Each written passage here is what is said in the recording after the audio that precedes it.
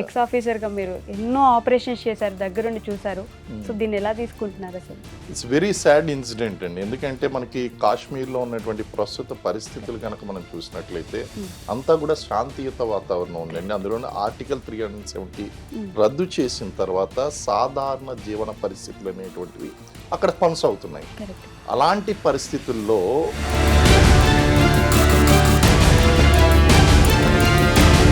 అమాయకులైనటువంటి సాధారణ పౌరుల్ని మట్టు పట్టడం అనేటువంటిది చాలా శోచనీయమైనటువంటి విచారించదగినటువంటి అంశం అండి.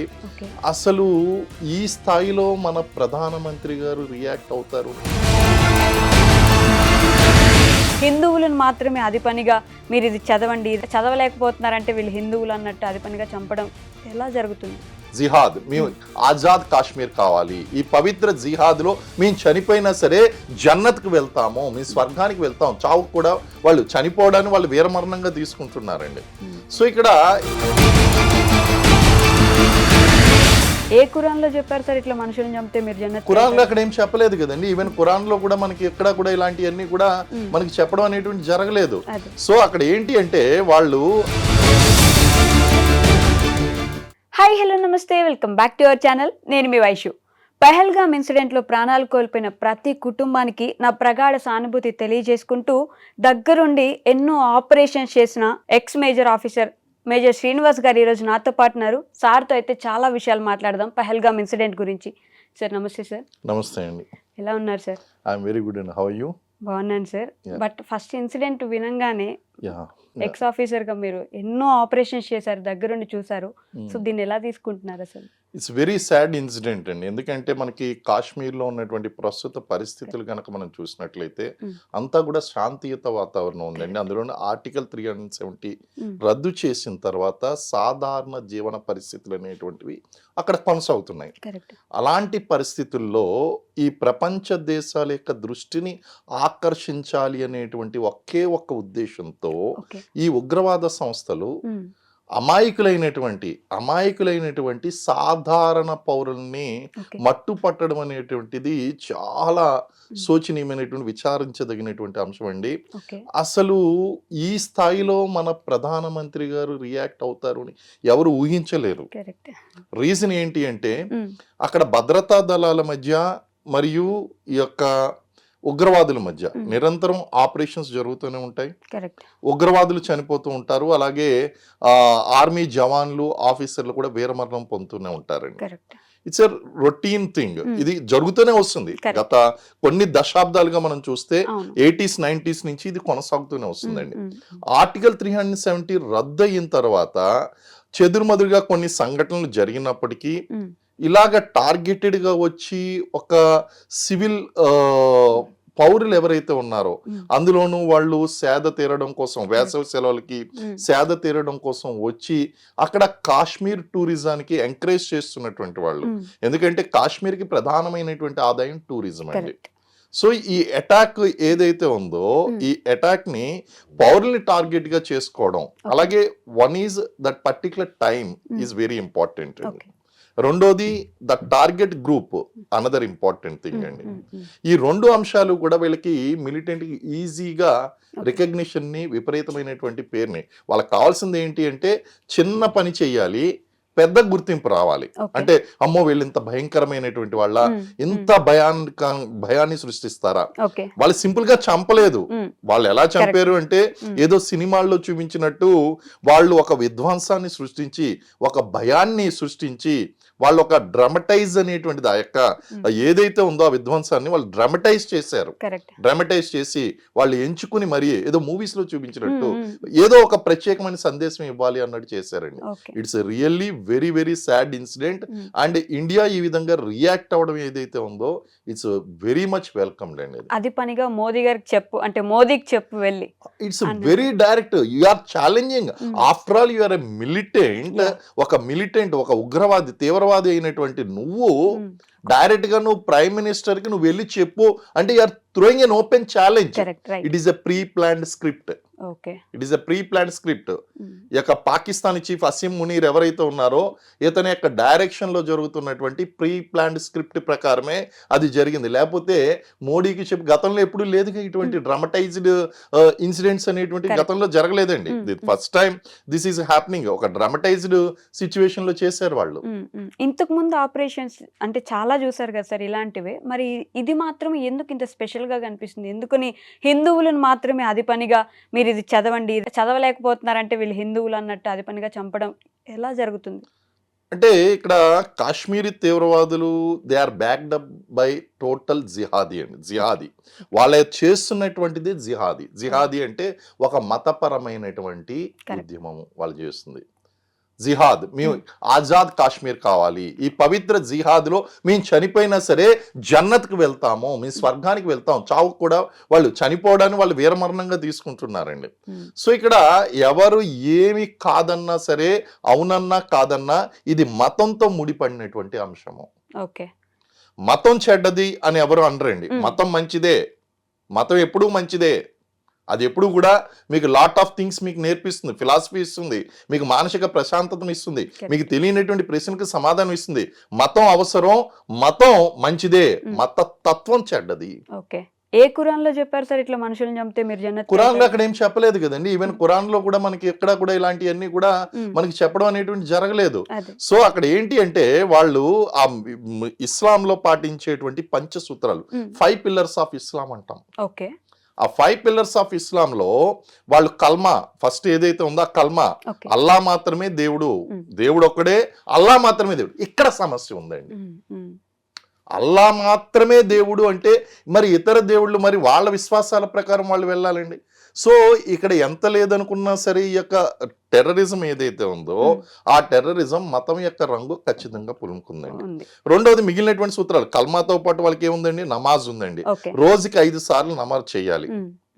ఫజర్, జుహర్, అసర్, మగరిబ్, ఈషా అనేటువంటి 5 నమాజులు చేస్తారండి రోజుకి. దెర్ ఇస్ నో ప్రాబ్లం, చేసుకోండి, నమాజ్ చేయొచ్చు. అలాగే జకాత్, జకాత్ also there is no problem. పవిత్ర మాసమైనటువంటి రమాదాన్ మాసంలో పేదలకు దానాలు చేస్తారు, దెర్ ఇస్ నో ప్రాబ్లం, జకాత్లో ప్రాబ్లం లేదు. అలాగే మనకి ఈ యాత్ర, హజ్ యాత్ర చేస్తారండి, హజ్ యాత్రలో ఏమాత్రం కూడా ప్రాబ్లం లేదు. సో మరి ఇందులో ప్రాబ్లం లేనప్పుడు మరి టెర్రరిస్టులు ఇంత ప్రశాంతంగా ఉన్నటువంటి గొప్ప మతాన్ని ఎందుకు టెర్రరైజ్ చేస్తున్నారు? జిహాద్ ప్రకటించి ఆ జిహాద్తో మతాన్ని ఇంక్లూడ్ చేసి మత తత్వాన్ని ఎందుకు స్ప్రెడ్ చేస్తున్నారు? Live and let live policy. నీ మతం మీకు గొప్పది, ఆయన మతం ఆయనకు గొప్పది. సో మతం ఎప్పుడు చెడ్డది కాదండి, మత తత్వం. నా మతం మాత్రమే గొప్పది, నా మతస్థులు మాత్రమే ఈ ప్రపంచంలో ఉండాలి, ప్రపంచం మొత్తం కూడా ఇస్లాంతో స్ప్రెడ్ చేయాలి. ఇవన్నీ కూడా మనకి మధ్యయుగం నుంచి జరుగుతున్నటువంటిది. రీసెంట్ గా మనం ఆ మూవీ కూడా చూసాం, ఛావా మూవీ.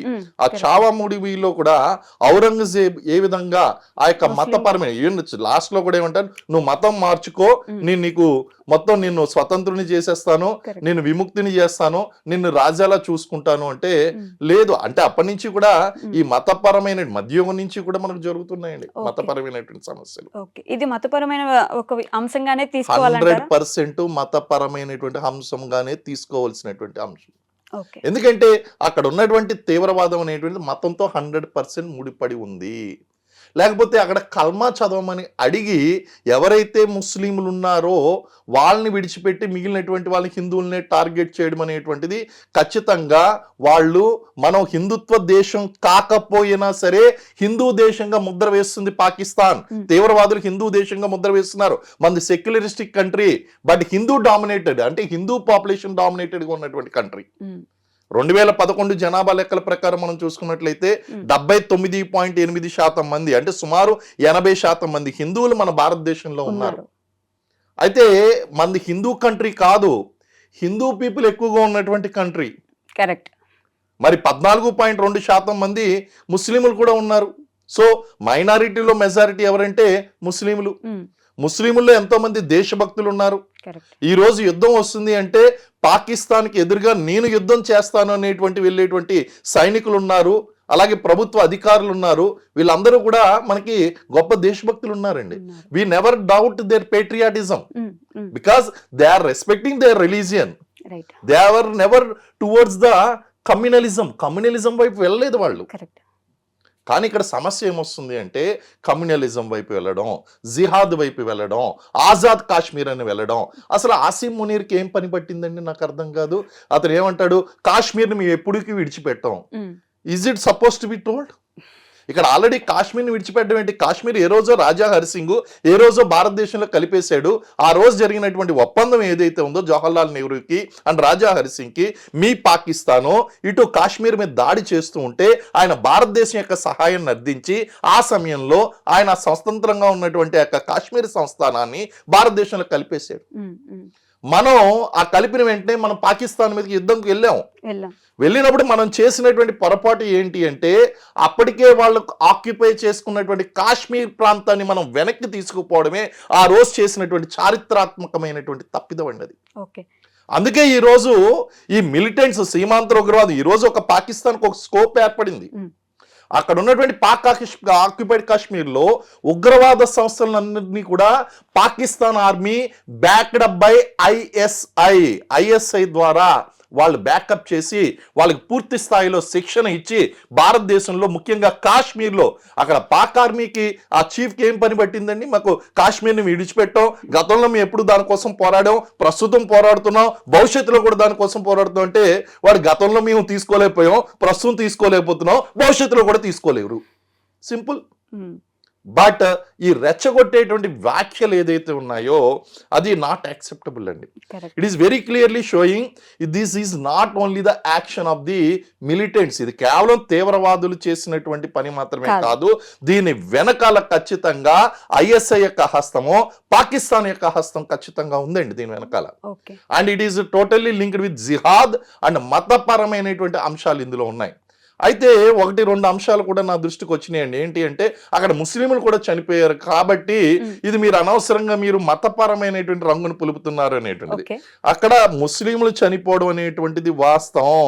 కానీ ఎందుకు చనిపోయారంటే ఇక్కడే నేను చెప్తానండి, తీవ్రవాదులు అనేటువంటి వాళ్ళకి మన వాళ్ళు పరాయి వాళ్ళు అనేటువంటిది ఉండదు.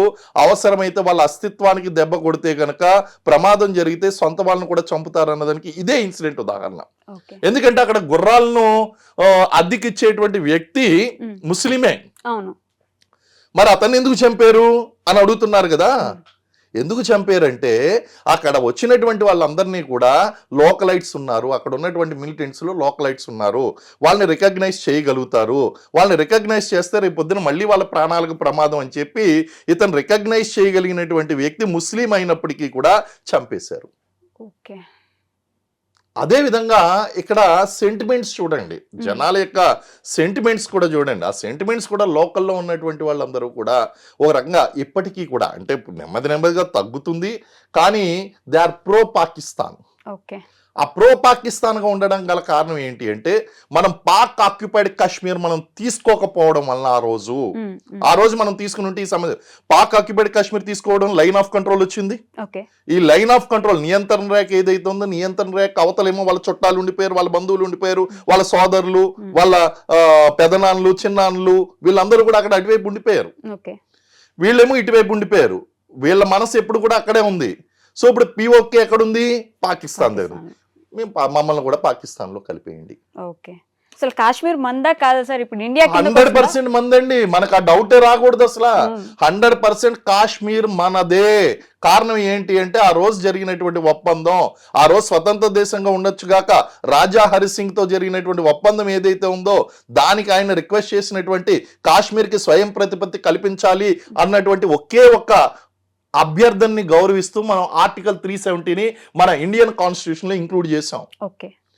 కాశ్మీర్ మంద కాబట్టి ఇన్ని సంవత్సరాలు బట్టి మనం అక్కడ ఇన్ని లక్షల కోట్ల రూపాయలు నష్టం వచ్చినప్పటికీ అక్కడ విపరీతమైనటువంటి ఆయుధ సామగ్రి అక్కడ స్పెండ్ చేస్తున్నాం, మొత్తం మన భద్రతా దళాలన్నింటినీ కూడా ఇన్వెస్ట్ చేస్తున్నాం, కాశ్మీర్ అనేటువంటిది ఎప్పటికైనా సరే ఆ పాక్ ఆక్యుపైడ్ కాశ్మీర్ కూడా మనం తెచ్చుకోవాలి వెనక్కి. కారణం ఏంటి అంటే మన సమస్యకు అందరికీ ప్రధానమైనటువంటి కారణం పాక్ ఆక్యుపైడ్ కాశ్మీర్. కాశ్మీర్ మాత్రమే కాదు, పాక్ ఆక్యుపైడ్, దాని పేరే పాక్ ఆక్యుపైడ్ కాశ్మీర్. ఆ పాకిస్తాన్ ఆక్రమిత కాశ్మీర్ ఏదైతే ఉందో దాన్ని ఖచ్చితంగా మనం వెనక్కి తీసుకురావాల్సినటువంటి సందర్భం ఉంది. ఈ సందర్భం అయితే గనక చాలా ఎగ్జాక్ట్ సందర్భం అని కూడా నేను అంటాను. ఎందుకంటే ఇలాంటి అవకాశాలు ఇచ్చినటువంటిది ఎవరో కాదు, ఈ రోజు ఆ యొక్క దాడి చేయడం వలన ఆ అవకాశాన్ని భారతదేశానికి పాకిస్తానే వచ్చి స్వయంగా అవకాశాన్ని ఇచ్చినట్టు అయిందండి. కరెక్ట్. అండ్ కాశ్మీర్ మనదని ముందు ఇండియన్స్ నమ్మాలి. ఈ ప్రతి ఒక్కరు ఆంధ్రాలో ఉన్న, తెలంగాణలో ఉన్న మనదే. దెర్ ఇస్ నో ఇండియన్స్ అంటే మీకు ఇక్కడ ఉండండి, వీఆర్ ఆల్రెడీ ట్రస్టింగ్. ఎవరు నమ్మడం లేదు అంటే, నమ్మడం కాదండి, ఎవరు సపోర్ట్ చేయడం లేదు అంటే అక్కడ ప్రో పాకిస్తాన్ కాశ్మీర్లో ఉన్నటువంటి కొంతమంది, అందులో శ్రీనగర్ వ్యాలీలో ఉన్నటువంటి కొంతమంది వాళ్ళు ఏం చేస్తున్నారంటే పాకిస్తాన్ సపోర్ట్ చేస్తున్నారు. మేము కూడా అక్కడికి వెళ్ళిపోతాం. అక్కడ సమస్య ఉందండి. కాబట్టి వాళ్ళందరినీ నియంత్రిస్తున్నాం అండి.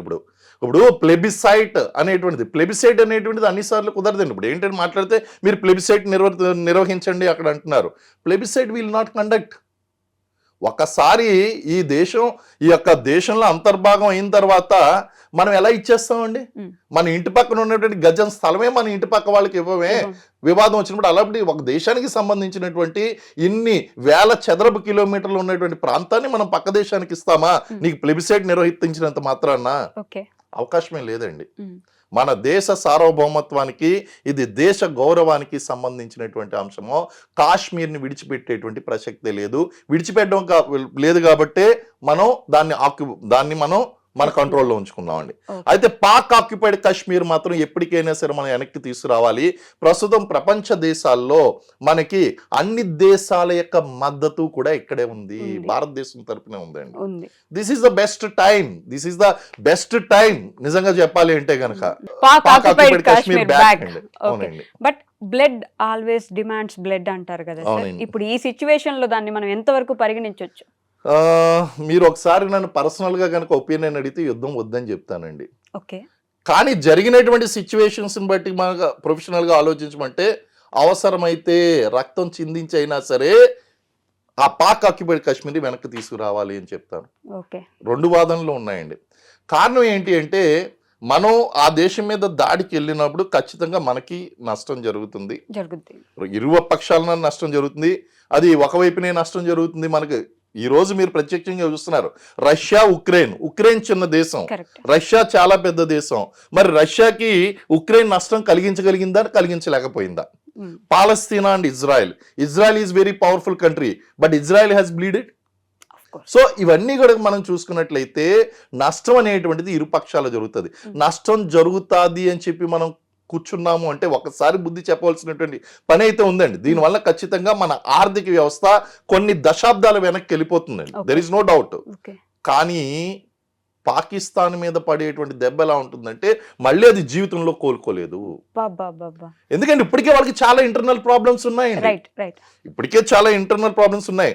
అలాగే మనం వీళ్ళు చేసినటువంటి పిచ్చి పని ఏంటి అంటే, సరిగ్గా ఇక్కడ అమెరికా ఉపాధ్యక్షుడు వస్తున్నటువంటి టైంలో ప్రపంచ మీడియా యొక్క దృష్టిని ఆకర్షించాలని ఈ దాడి చేయించడం ఎలా అయిపోయిందంటే, ఇప్పుడు సింపుల్ గా వాళ్ళు ఊహించినటువంటి విషయం ఏంటంటే ఈ సింధు నదీ జలాలను కట్టడి చేసేయడం. దీనివలన half of the Pakistan will be dry.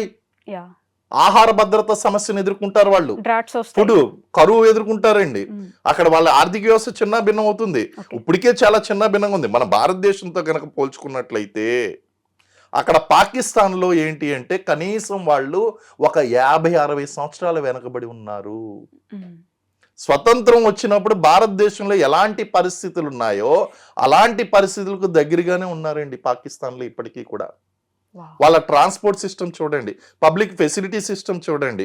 ఇవన్నీ కనుక చూస్తే ఇక్కడ మనం గుర్రాల మీద లేకపోతే వీటి మీద ఇప్పటికీ కూడా వాళ్ళు గాడిదల మీద ప్రయాణిస్తారండి. They travel and donkeys. ఆ బార్డర్ లో చూస్తూ ఉంటాం కదా, వాళ్ళు గాడిదల మీద, వాళ్ళు దే జస్ట్ ఏదో గుర్రాల మీద వెళ్తూ ఉంటారండి. ఆ డాంకీ కార్ట్స్ వెళ్తూ ఉంటాయి వాళ్ళు ఇవన్నీ కూడా. So their economy is very very poor అండి. అలాగే పాకిస్తాన్ నిజంగా మనం వాళ్ళు ఇబ్బంది పెట్టినట్టు మనం ఇబ్బంది పెట్టాలి అంటే అక్కడ బెలూచిస్తాన్ ఆల్రెడీ ఉంది. బెలూచిస్తాన్ రెవల్యూషనరీ ఆర్మీ వాళ్ళని తీసుకుని వచ్చి బెలూచిస్తాన్ లిబరేషన్ ఆర్మీ ఏదైతే ఉందో BLA అని దాన్ని ముందుకు తీసుకొచ్చి మనం కూడా చెయ్యాలంటే వాళ్ళకి ప్రాబ్లం క్రియేట్ చేయొచ్చు. అంత దాకా ఎందుకండి, ఈ తాలిబాన్ ఎవరైతే అధ్యక్షుడు ఉన్నాడో ఆయన కూడా ఏమన్నాడు, పాకిస్తాన్ ఈ విధమైనటువంటి పని చేయడం అంటే వాళ్ళు పెంచి పోషిస్తున్నటువంటి మిలిటెంట్ సంస్థలు కూడా పాకిస్తాన్కి మద్దతు ఇవ్వడం లేదు. ఆశ్చర్యకరమైనటువంటి విషయం. మరి ఈ లష్కర్ ఈ తయ్యబా అనవసరంగా వీళ్ళు రెచ్చగొట్టడం వలన, అసీం మునీర్ వీళ్ళందరూ రెచ్చగొట్టడం వలన రెచ్చిపోయి, ఆల్రెడీ ఆయన కూడా ఉన్నాడుగా లష్కర్ ఈ తయ్యబా యొక్క అధ్యక్షుడు, ఆయన కూడా ఈ వివాదాస్పదమైనటువంటి స్టేట్మెంట్లు ఇవ్వడం, దాని యొక్క అనుబంధ సంస్థ TRF ఈ యొక్క పని చేయడం, ఇదంతా కూడా చకచక జరిగిపోయినాయి. ఓ రకంగా చెప్పాలంటే they did a most unexpected foolish action of their history అండి. ఓకే, ఇప్పుడు మనం ఒక దశాబ్దం వెనక్కి వెళ్ళినా పర్లేదు, ఖచ్చితంగా పాకిస్తాన్ వాళ్ళు మొత్తానికి డిమాలిష్ అయిపోవాల్సిందే అన్నట్లు ఉన్నారు కదా ఇండియాలో ఒకటే ఒక ప్రశ్న అండి. ఇప్పుడు చాలా మంది ప్రజల సెంటిమెంట్స్ అన్ని కూడా ఎలా ఉంటాయంటే యుద్ధంకి వెళ్ళాలంటే వెళ్ళాలి అని. ఒకటే ప్రశ్న అడుగుతాను, ఆ యుద్ధంలో బాంబు వచ్చి నీ ఇంటి మీద పడుద్ది, నీ ఇల్లు కూలిపోద్ది, నీకు ఓకేనా? నష్టానికి నువ్వు సిద్ధంగా ఉన్నావా? ఎందుకంటే అది కూడా ఉంటుందండి ఇక్కడ. సెంటిమెంట్స్ ఒకటే కాదు, ఇప్పుడు మీకు చెప్తున్నా డైరెక్ట్ గా అక్కడ ఉన్నటువంటి వెస్టర్న్ కోస్ట్ ఏదైతే ఉందో ఆ వెస్టర్న్ కోస్ట్ ఉన్నటువంటి గుజరాత్ కానీ, రాజస్థాన్ కానీ, లేకపోతే ఆ మహారాష్ట్ర కానీ, ఈ ప్రాంతాలన్నీ కూడా ఎఫెక్ట్ అవుతాయండి వార్ వస్తే. వాళ్ళు ఆల్రెడీ వాళ్ళ గోరీ మిజైల్స్ ఇవన్నీ కూడా రెడీగా పెట్టి కూర్చున్నారు. ఆ మొత్తం బార్డర్ అంతా కూడా స్ట్రెంథన్ చేసుకుని ఉన్నారండి. అలాగే మనం కూడా మిజైల్స్ ని కాశ్మీర్ తీసుకుని వెళ్తున్నాం. అలాగే ఈ రోజు వచ్చినటువంటి న్యూస్ ఏంటంటే సైనికుల యొక్క మొత్తం వాళ్ళ యొక్క సెలవులు రద్దు చేశారు, వెనక్కి పిలిపిస్తున్నారు. అంటే యుద్ధానికి ముందు కనిపించేటువంటి సూచనలు అన్ని కనిపిస్తున్నాయండి. ఆల్మోస్ట్ ఆల్ మనం యుద్ధం వైపు అడుగులు వేసేస్తున్నాం. ఎందుకంటే పాకిస్తాన్కి రెండో దారి లేదండి. ఎప్పుడైతే వాళ్ళు ఊహించినటువంటి జరిగింది, ఇన్ని సంవత్సరాలు బట్టి మనం ఆ యొక్క ట్రీటీని, సింధు నదీ జలాల యొక్క ఒప్పందాన్ని గౌరవించి మనం ఇస్తుంటే వాళ్ళ హక్కుగా భావించారు. ఆ పశ్చిమ నదులు ఏదైతే ఉన్నాయో ఆ నదులన్నీ కూడా భారతదేశం కనికరించడం వల్ల వస్తుంది అని కాదు, వాళ్ళ హక్కుగా భావించారండి. దానివల్ల ఏం జరిగిందంటే ఈ రోజు మన దేశంలో పుట్టినటువంటి నదీ జలాల మీద ఆ పట్టు అనేటువంటిది మనమే కోల్పోయాం. ఇది ఎవరికీ తెలియనటువంటి అంశం అండి. ఇన్ని సంవత్సరాలు బట్టి ఈ నదీలు జలాలన్నీ కూడా భారతదేశంలో పుట్టాయి, భారతదేశంలో పుట్టి పాకిస్తాన్లోకి వెళ్తున్నాయి. ఈ యొక్క ఒప్పందం చేసుకోవడం వలన హక్కు ఎవరికి వెళ్ళిపోయిందంటే వాళ్ళు దాన్ని ఏంటంటే నువ్వు గతంలో ఇచ్చావు కదా ఇప్పుడు ఎందుకు ఇవ్వవు. ఇప్పుడు ఏమవుతుందంటే మీరు రెంట్కు ఉండగా ఒక 50 సంవత్సరాలు 60 సంవత్సరాలు అయితే వాళ్ళకి హక్కుగా మారిపోతుందండి. అలాగే ఇది కూడా ఎలా తయారైందంటే ఇన్ని సంవత్సరాలు బట్టి వాళ్ళకి ఈ నదీ జలాలు అనేటువంటి ఇవ్వడం వలన ఎలా జరిగింది అంటే వాళ్ళకి ఇది ఒక హక్కుగా మారిపోయింది.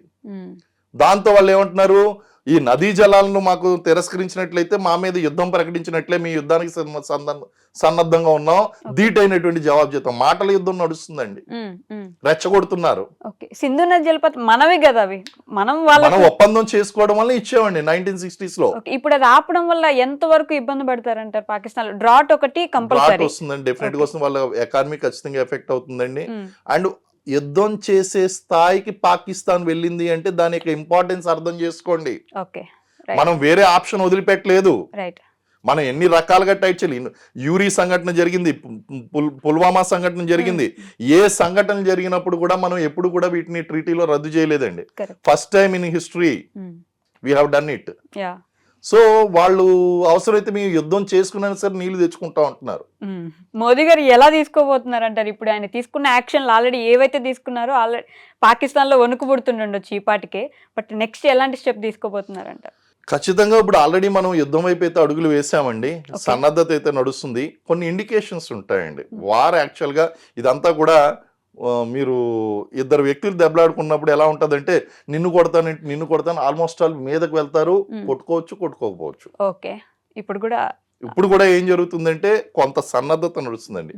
There are clear cut indications కొన్ని ఉంటాయండి. ఆ ఇండికేషన్స్ ఒకటి సెలవులు రద్దు చేయడం, రెండోది ఆ బార్డర్ లో ఉన్నటువంటి స్ట్రెంత్ ని పెంచడం. అది ఆల్రెడీ పాకిస్తాన్ చేయడం మొదలు పెట్టేసింది. మనం ఇప్పుడు దాన్ని చూసి మనం కూడా ఇప్పుడు ఏం చేసాం, ఈ సంఘటన తర్వాత బార్డర్ లో సీజ్ ఫైర్ ఓపెన్ అయిపోయిందండి. సీజ్ ఫైర్ అంటే ఏంటి, మీరు ఫైర్ చేయొద్దు, నేను ఫైర్ చేయను. ఇప్పుడు ఎప్పుడైతే ఈ రెండు దేశాల మధ్య టెన్షన్ మొదలైందో సీజ్ ఫైర్ అనేటువంటిది ఉల్లంఘించాం. వాళ్ళు ఉల్లంఘించారు, మనం ఉల్లంఘించాం. వాళ్ళు ఫైర్ చేశారు, మనం రిటాలియేట్ చేస్తున్నాం. సో అక్కడ బార్డర్లో ఇప్పుడు కంటిన్యూస్గా దీపావళి నడుస్తుందండి. అక్కడ వాళ్ళు కాలుస్తున్నారు, ఇక్కడ మనం కాలుస్తున్నాం. రోజు దీపావళి అంటారు చూడండి, ఆ టైప్లో అక్కడ మనకి నడుస్తుంది. బార్డర్ అంతా కూడా సీజ్ ఫైర్ అయిపోయింది, కాల్పులు జరుగుతున్నాయండి. బట్ పాకిస్తాన్లో ఆల్రెడీ మనం వస్తాం ఖచ్చితంగా, ఇప్పుడు వాళ్ళ మీద యుద్ధానికి కానీ లేదంటే ఏదో ఒకటి మనం చేస్తామని వాళ్ళు ఆల్రెడీ కొంచెం లోపలికి వెళ్ళిపోయి జాగ్రత్త పడుతూ ఉండే సిచ్యువేషన్స్ ఉండుంటాయి కదా. కొంచెం టైం తీసుకొని నిదానంగా వెళ్ళి దెబ్బ కొట్టడం ఓకే అంటారా, లేదంటే ఇప్పుడే వెంటనే జరగాల్సిందే అంటారు? ఎస్, డెఫినెట్గా ఏంటి అంటే అండి, శత్రువు ఆదమరిచి ఉన్నప్పుడు దెబ్బ కొట్టడం అనేటువంటి బాలాకోట్ స్ట్రైక్ కూడా అలాగే చేసాం. Okay. So that is definitely a tactical decision. కానీ అంత సమయం మనం పాకిస్తాన్కి ఇవ్వలేదు. ఇప్పుడు కరెక్ట్, మనం సమయం తీసుకుని వాళ్ళు ఆదమరిచి ఉండి మనం చేసేటువంటి, వాడు ఇప్పుడు వచ్చేస్తున్నాడు, వాడే ముందుకు వస్తున్నాడు, పాకిస్తానే ముందుకు వస్తుందండి. కారణం ఏంటి అంటే ఇక్కడ నదీ జలాలు అనేటువంటి ఆగిపోయినాయి. కరెక్ట్. వాళ్ళని ఉక్కిరి బిక్కిరి చేస్తున్నాం, కార్నర్ చేస్తున్నాం, మూలన పెట్టి కొట్టినటువంటి పిల్లి తిరగబడుతుంది. పిల్లికి ఇంక వేరే ఆప్షన్ లేదు, మీద పడడం తప్ప. పాకిస్తాన్ పరిస్థితి అదే అయిపోయిందండి. ఇప్పుడు వాళ్ళకి ఆప్షన్ లేదు ఇప్పుడు. ఎందుకంటే సైలెంట్ గా ఉన్నా నష్టం జరిగిపోతుంది, యుద్ధానికి వెళ్ళినా నష్టం జరుగుతుంది. వెళ్ళినా నష్టమే వాళ్ళకి, యుద్ధం చేసినా నష్టమే, చేయకపోయిన నష్టమే. ఆప్షన్ లేదు. చాలా డిప్లొమాటిక్ గా ఈ డెసిషన్స్ అనేటువంటిది పైకి కనిపించినంత ఈజీ కాదు. So it is very crucial అండి, వెరీ క్రూషియల్గా వాళ్ళని కార్నర్ చేయడం అనేటువంటి జరిగిందండి. అయితే ఎగ్జాక్ట్ యుద్ధం వస్తుందా లేదా అన్నదానికి కొన్ని ఇండికేషన్స్ ఉంటాయి. మనం స్టెప్ బై స్టెప్ వెళ్తున్నాం. ఇప్పుడు ఈ రోజు కనుక చూస్తే ఆయన ఇమీడియట్ గా ఏం చేశారండి, ప్రధానమంత్రి గారు ఆ యొక్క సౌదీ పర్యటన రద్దు చేసుకున్నారు. రద్దు చేసుకుని ఎక్కడికి వచ్చారండి, మన క్యాబినెట్ మీటింగ్ ఇమీడియట్ గా కండక్ట్ చేశారు. తర్వాత కొన్ని డెసిషన్స్ జరిగినాయి, వార్నింగ్స్ కూడా ఇచ్చారు. తర్వాత మోడీ గారు ఎప్పుడు కూడా లేని ఒక మాట ఆయన అన్నాడు. ఆయన ఇంగ్లీష్ లో స్పీచ్ ఇవ్వడండి, హిందీలోనే కదా మాట్లాడేది. సో ఆ టూర్ అనేటువంటిది బీహార్కి డైవర్ట్ చేసి, బీహార్ ప్రజలకు అర్థం అవ్వాలంటే హిందీలో మాట్లాడచ్చు, పాకిస్తాన్కి అర్థం అవ్వాలంటే హిందీలో మాట్లాడచ్చు. కాదు, entire world, wherever they are hiding, we go to them, we catch them, we kill them. Israel statement. Israel కూడా మొసాద్తో ఇలాంటి ఆపరేషన్సే కండక్ట్ చేసిందండి. ఇజ్రాయెల్ కూడా వాళ్ళు అటాక్ చేసినప్పుడు వాళ్ళ దేశం మీద ప్రపంచ దేశాల్లో ఎక్కడ ఉన్నా సరే వాళ్ళని వెతికి పట్టుకుని చంపుతామని చెప్పి శపథం చేశారు. అలాంటి శపథాన్ని ఈరోజు మన ప్రధానమంత్రి గారు చేశారండి. పరువు పోతుందండి, ఎందుకంటే మాటల ప్రధాని తప్ప చేతల ప్రధాని కాదు అంటారు ప్రతిపక్షాలు. లేదంటే దేశ ప్రజలు కూడా ఏమంటారు అంటే మనం మాట్లాడేవే తప్ప చేతలు లేవా అంటారండి. ఆయన ఆ విధంగా మాట్లాడేడు అంటే there is a plan of action. ఎవరు కూడా, అందులోనూ మోడీ లాంటి విజనరీ ఎవరైతే ఉన్నారో అలాంటి వ్యక్తులు అంత ఈజీగా లూజ్ టాక్ చేయరు. సో దోస్ వర్డ్స్ వాల్యూ ఉన్నాయండి, ఆ వర్డ్స్ కి చాలా వాల్యూ ఉన్నది. So he is very serious. Plan of action highly top secret కాబట్టి we may not be know ఎప్పుడు స్ట్రైక్ చేస్తారు, ఎలా స్ట్రైక్ చేస్తారు, ఎక్కడ స్ట్రైక్ చేస్తారు, యుద్ధానికి వెళ్తారా లేదా మేజర్ ఆపరేషన్స్ అనేటువంటివి కండక్ట్ చేస్తారా, సర్జికల్ స్ట్రైక్స్ చేస్తారా, ఇవన్నీ కూడా టాప్ సీక్రెట్స్ అండి. ఆ యొక్క సర్ప్రైజ్ విల్ నాట్ బి, ఆ సర్ప్రైజ్ ఉండాలండి, ముందుగా చెప్పేస్తే surprise will not be there. కాబట్టి ఆ టాప్ సీక్రెట్ డెసిషన్స్ ఉన్నాయి, ఆయనకు ఒక ప్లాన్ ఉంది. We can only analyse the things. So definite గా he's very serious about that. And also అక్కడ జరుగుతున్నటువంటి ఇండికేషన్స్ చూడండి, ఇంకా కొన్ని మీకు సీరియస్ ఇండికేషన్స్ చెప్తాను. మైన్ ఫీల్డ్స్ పెట్టినా, మైన్ ఫీల్డ్స్ అంటే మైన్ ఫీల్డ్స్ ఎప్పుడు పెడతామంటే యుద్ధానికి ప్రిపేర్ అయిపోయినప్పుడు మైన్స్ పెడతామండి. దానికి ఆర్డర్స్ వచ్చిన మైన్స్ కి కానీ, లేకపోతే అటు పాకిస్తాన్ హై కమిషన్ లో ఉన్నటువంటి భారతీయ రాయబారుల్ని ఎంప్లాయీస్ ని వెనక్కి పిలిపించిన, ఇక్కడ భారతదేశంలో ఉన్నటువంటి వాళ్ళని బయటికి తోసేసిన యుద్ధానికి ఇండికేషన్. ఆల్రెడీ జరుగుతున్నట్టునే కదా సార్. ఎక్కడ ఇంకా వాళ్ళని వెనక్కి పిలిపించలేదు కానీ ఇక్కడ ఉన్న పాకిస్తాన్ టూరిజం తగ్గించాం, వాళ్ళు తగ్గించారు, మనం తగ్గించామండి. కానీ 100% ఎంబసీ వేకేట్ చేసి వెనక్కి వెళ్ళిపోమని చెప్పలేదు కదా. రాయబారిని మన దేశం ఖాళీ చేసి, అంటే ప్రస్తుతం మనం ఇంటర్వ్యూ చేస్తున్నటువంటి సమయానికి అయితే అది జరగలేదు. జరిగితే అది ఇండికేషన్, ఇమీడియట్ ఇండికేషన్.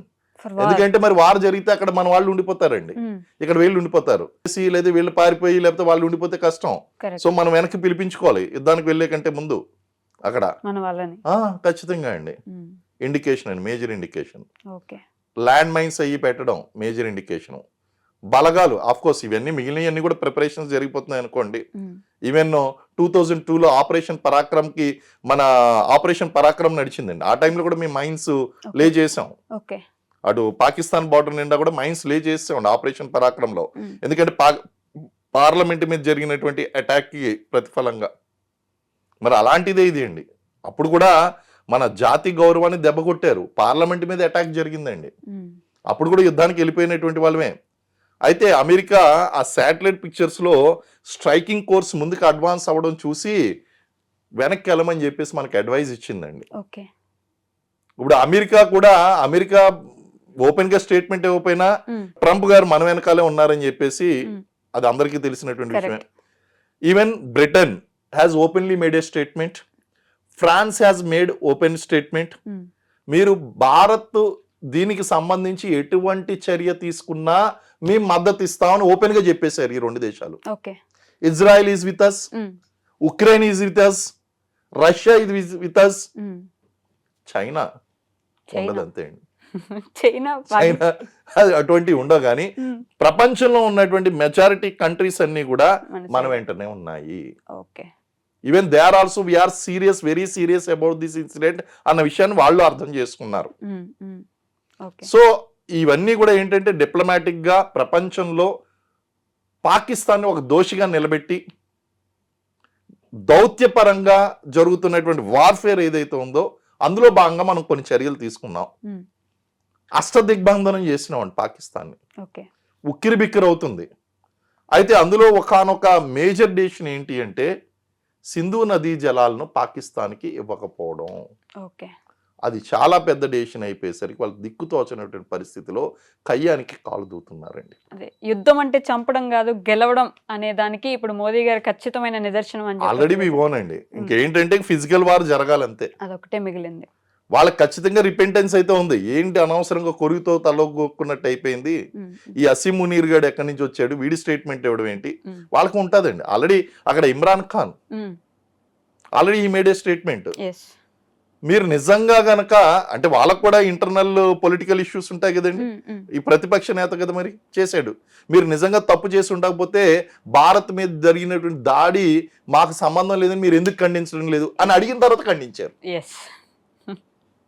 అది అడిగిన తర్వాత ఇలా బ్రెయిన్ ఎరిగింది, అరే మనం ఓపెన్ గా ఎలా ఒప్పుకుంటున్నాం, ఒక స్టేట్మెంట్ ఇవ్వాలి, ఇక్కడ ఇది జరిగిన వెంటనే మనం ఆల్రెడీ ఇక్కడ ప్రిపేర్డ్ గా ఎలా ఉన్నాం అంటే ఆర్మీ చీఫ్ యొక్క కనుసన్నల్లోనే జరిగింది. ఆర్మీ చీఫ్ ఏం చేశాడు, పాకిస్తాన్ బార్డర్ అంతా స్ట్రెంథన్ చేసుకున్నాడు, అటాక్ చేయించాడు. సో ఆ తర్వాత ఇమ్రాన్ ఖాన్ క్వశ్చన్ చేసిన తర్వాత వీళ్ళు స్టేట్మెంట్ ఇవ్వడం అనేటువంటి జరిగిందండి. సార్ ఇప్పుడు అన్నిటికంటే ఒక మేజర్ క్వశ్చన్, కాశ్మీర్ అనేది ఒక టూరిస్టిక్ ప్లేస్. ఇలాంటి సమ్మర్స్లో కానీ ఖచ్చితంగా టూరిజం కోసం మన వాళ్ళు చాలామంది వెళ్తారని తెలుసు. అలాంటి ప్లేస్లో హైలీ ఉండాలి కదా సెక్యూరిటీ, హైలీ ఆర్మీ ఫోర్స్ ఉండాలి కదా, మరి అంతమంది అక్కడ ఇది జరుగుతున్నప్పుడు అక్కడ ఎందుకు ఎవరు లేరు అనే ఒక క్వశ్చన్ వస్తే? ఓకే, యాక్చువల్గా మీరు అడిగినటువంటి క్వశ్చన్ ఇంకా చాలా సోబర్గా డీసెంట్గా ఉందండి. బయట వచ్చినటువంటి కామెంట్స్ ఏంటి అంటే ఇది సెక్యూరిటీ వైఫల్యం, ఇంటెలిజెన్స్ వైఫల్యం. ఫస్ట్ ఆఫ్ ఆల్ ఈ కామెంట్లు చేసేటువంటి వాళ్ళు ఎవ్వరికీ కూడా కాశ్మీర్లో ఉన్నటువంటి వాస్తవ పరిస్థితుల మీద 100% ప్రాక్టికల్ ఆర్ ఎగ్జాక్ట్ ఇన్ఫర్మేషన్ లేదు. దే హావ్ నాట్ ఎక్స్పీరియన్స్డ్ అండి. రీజన్ ఏంటి అంటే ఇక్కడ కాశ్మీర్లో ఉన్నటువంటి పరిస్థితులు ఇంచ్ బై ఇంచ్ ఇవ్వాలి అంటే గనక మన డిఫెన్స్ ఫోర్సెస్లో ఉన్నటువంటి సగం ఎఫర్ట్స్ దానికే వెళ్ళిపోతాయండి. You cannot safeguard the each and every place. అంటే కేవలం పహల్గాం ఒక్కటేనా మన కాశ్మీర్లో ఉన్నటువంటిది? ఇలాంటి ప్రాంతాలు ఎన్ని ఉన్నాయండి? అడుగడుగున కాశ్మీర్ వ్యాలీ అంటేనే అడుగడుగున టూరిస్ట్ ప్లేస్ అండి. మరి వీటిని అన్నింటినీ మనం కాపాడుకుంటూ వెళ్ళిపోతే నిరంతరం మనం భయంతో ఉండాలా?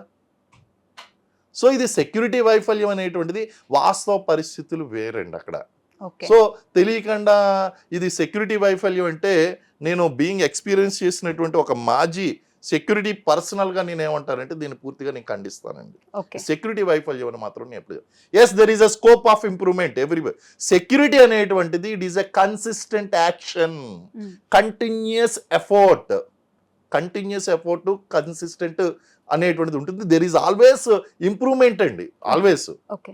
ఏమండి ఈరోజు అమెరికా ట్విన్ టవర్స్ మీద అటాక్ జరిగింది. అటాక్ జరిగితే అమెరికా వైఫల్యం అది కాదు.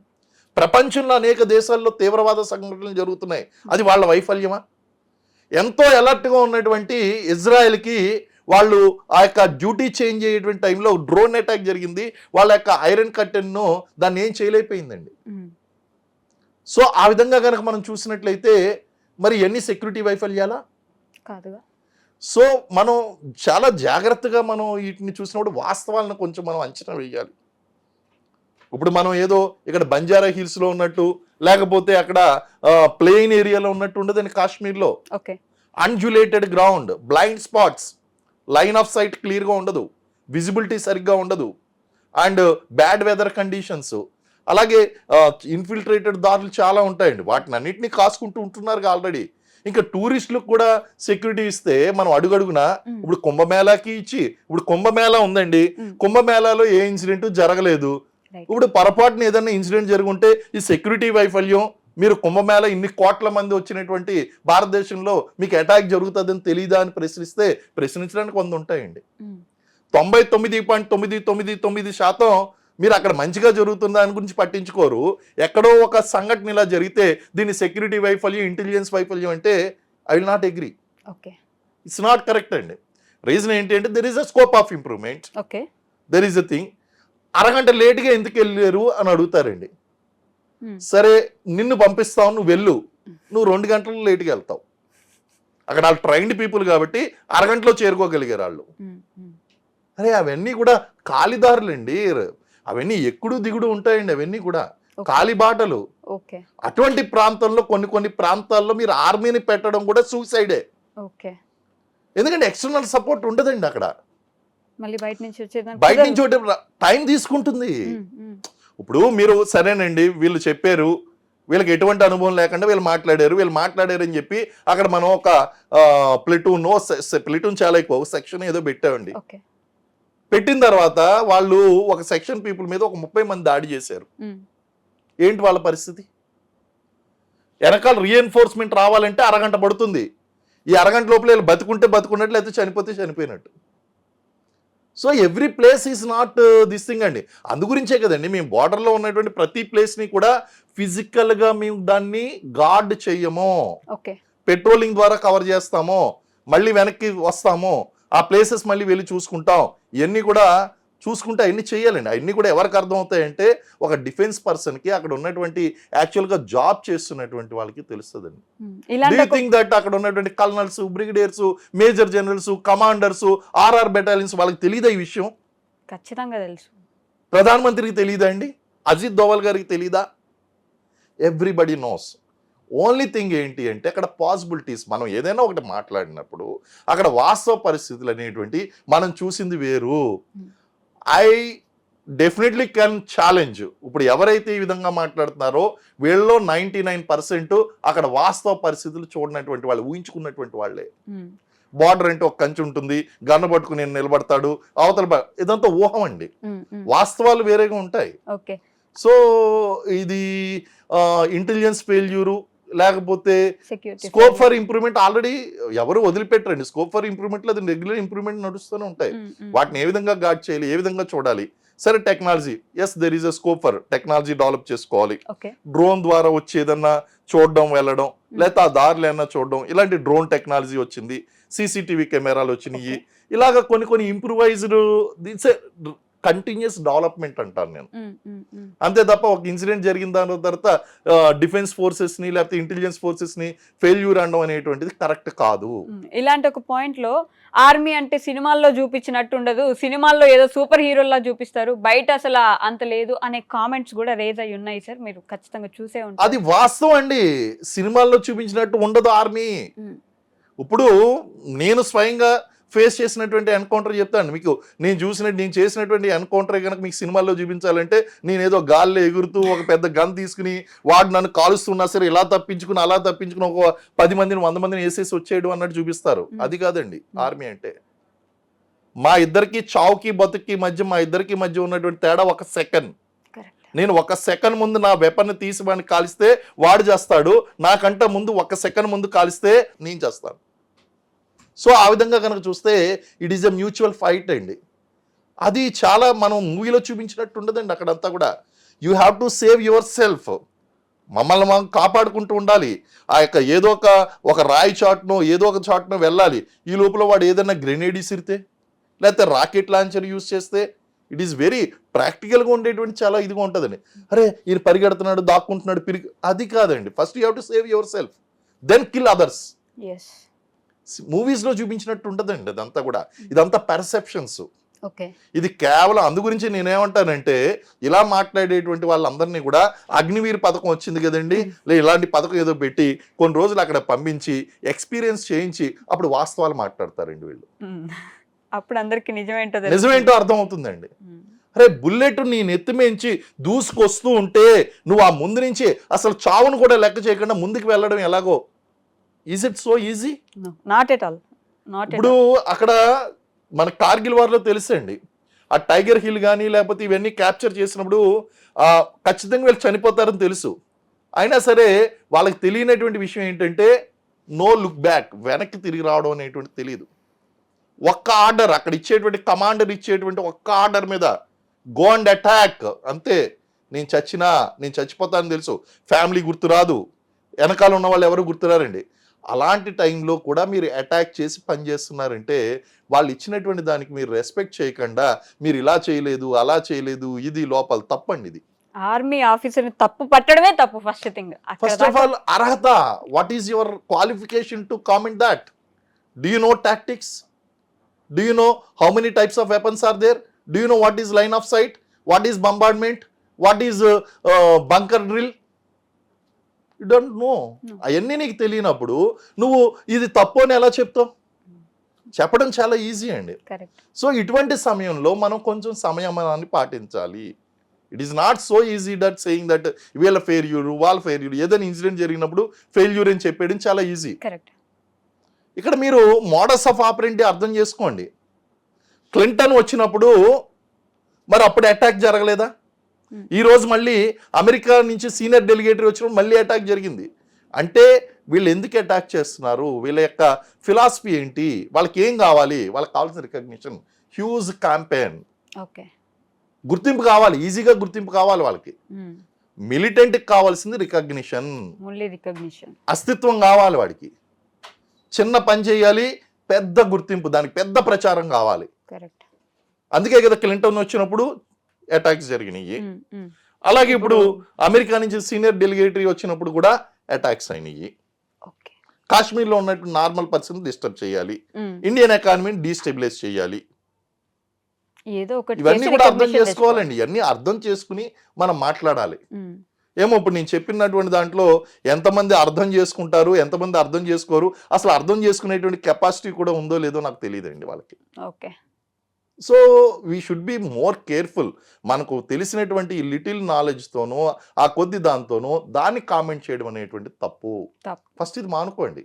మన దేశాన్ని కాపాడుతున్నారు వాళ్ళు, వాళ్ళని ఎంకరేజ్ చేయండి వీలైతే. ఆ తప్పు ఇక్కడ లోపం ఉంది, అక్కడ లోపం ఉంది, దానికి మీరుగా చెప్పాల్సింది. దానికి ఉన్నారు అక్కడ సీనియర్ కమాండర్స్ ఉన్నారు, ఆర్మీ పీపుల్ ఉన్నారు. Their job bread and butter is that, they will do that. మనం ప్రశాంతంగా పడుకుంటున్నాం అంటే అవసరమైతే మోరల్ సపోర్ట్ ఇవ్వండి కుదిరితే. అది సో ఇలాగా మనం చాలా ఆస్పెక్ట్స్ కవర్ చేయవలసి ఉంటుందండి. ఓకే. అండ్ ఇప్పుడు క్రికెట్ గురించి మాట్లాడితే పాకిస్తాన్కి ఇండియాకి కూడా క్రికెట్లో సంబంధాలు ఉన్నాయి. మనం వాళ్ళు వచ్చి ఆడుతుంటారు ఇక్కడ. మనం వెళ్ళాల్సిన సిచ్యువేషన్స్లో మనం దుబాయ్ దాకా వెళ్ళి ఆడిన సిచ్యువేషన్స్ ఉన్నాయి కదా. సో అసలు మొత్తానికి క్రికెట్ కూడా పాకిస్తాన్తో సంబంధాలు తెంపేసుకుంటే బెటరా అని అంటే మీరు ఏం చెప్తారు sir? It's all depending upon the situation అండి. ఈ సిచ్యువేషన్ సేమ్ ఉండదండి. ఓకే. మళ్ళీ మీరు కొన్ని సంవత్సరాలు పోయిన తర్వాత చూడండి, ఇండియా పాకిస్తాన్ మధ్య సిచ్యువేషన్ నార్మల్ అవుతుంది. It will be normal, no doubt. So normal అయినప్పుడు again we play. Nothing is permanent అండి, నథింగ్ ఈజ్ పర్మనెంట్. ఇప్పుడు ఏదైతే ఈ సిచ్యువేషన్ ఉందో ఈ సిచ్యువేషన్లో మనం చేయగలిగింది మనం చేస్తాం, వాళ్ళు చేయగలిగింది వాళ్ళు చేస్తారు. తీగ లాగేంత వరకు వాళ్ళు కనుక లాగినట్టయితే తెగిపోతుందండి. అప్పుడు ఆటోమేటిక్గా యుద్ధానికి వెళ్ళవలసి ఉంటుంది. యుద్ధానికి వెళ్ళి వచ్చిన తర్వాత మేబీ ఆఫ్టర్ సమ్ ఇయర్ ఎలాగ టెన్షనస్ టైం ఏదైతే ఉందో ఆ టైంలో కనుక it is not advisable. Okay. మనం ఇక్కడ నదీ జలాలని ఆపేసామో, అక్కడ ఉన్నటువంటి వీసాస్ ఏదైతే ఉన్నాయో అన్ని ఆ రద్దు సార్క్ చేసాం. వీసాస్, విజిటింగ్ వీసాస్ అయ్యి ఇవ్వడం మానేసామో, ఇవన్నీ కూడా ఆపేసాం. అటువంటిప్పుడు మనం క్రికెట్ ఎలాగ కంటిన్యూ చేయాలండి? నో, నో, అది కూడా. Obviously no. Hmm. But situation will change, ఫ్యూచర్లో చూద్దాం. అప్పుడు మళ్ళీ నదీ జలాలు కూడా వదిలిపెడతారు కదా. చెప్పలేము, Hmm. చెప్పలేము ఏం జరుగుతుంది డెసిషన్ అనేటువంటిది. ఇప్పుడు మనం జస్ట్ వెయిట్ అండ్ వాచ్ అండి. ప్రతి సంఘటనని కూడా మనం ప్రిపరేటరీ స్టేజ్లో ఉన్నాము. ఇన్సిడెంట్స్ ఒక్కోటి డెవలప్ అవుతూ వస్తుందండి.